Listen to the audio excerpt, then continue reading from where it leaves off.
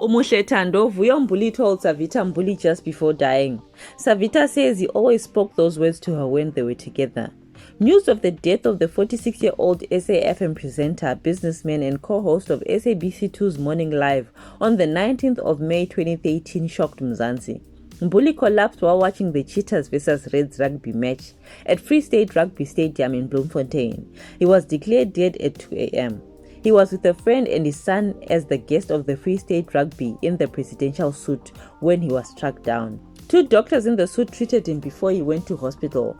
While early reports claimed he had died of a heart attack, the post-mortem revealed that he had died of pulmonary embolism. His blood had clotted and he had two relatively large clots. The clots tend to move around the body and they moved to his chest, hence he complained of chest pains. At the time of his death, he had been in a 16-year marriage with Savita, who he married in the late 90s. The two were blessed with two children, Siposihle born in 1998 and Sitenkosi born in the year 2000. Their marriage was riddled with cheating allegations and the two even lived apart for 2 years due to their many problems.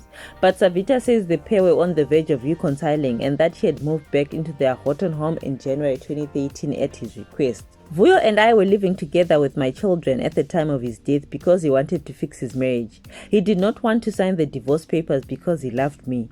Vuyo loved Savita. He was my husband. That is why I gave him the funeral that he got. Savita says during the last conversation they had with Vuyo before he drove to Bloemfontein to watch rugby with their 13-year-old son, he asked her to forgive him. He said to me, "Uxolo Thando."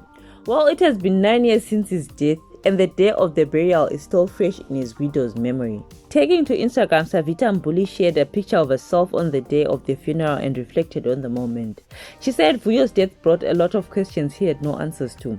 When death stopped being a theoretical construct and became my definite reality, I had so many questions which I literally couldn't ask anyone. Everything and everyone around me was moving so fast. I instead had to answer to questions that came in by the minute. I quickly realized that no one would be able to answer to my heart. And as I drove back from Bloemfontein in the uncomfortable heavy silence, a hymn from Sunday school and primary school assembly, which was never sung with meaning, started playing in my head.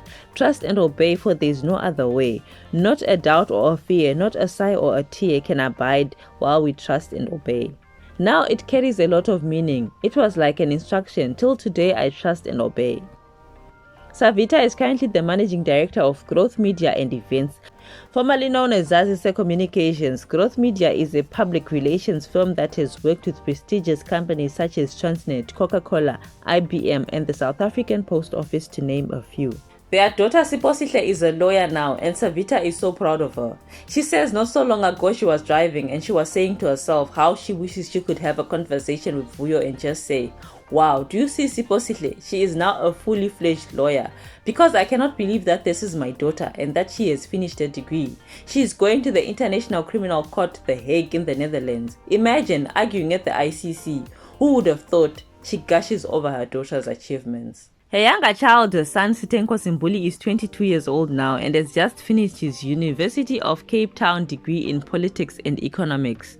On his music career, she says he's a creative, but he understands that he needs to do both.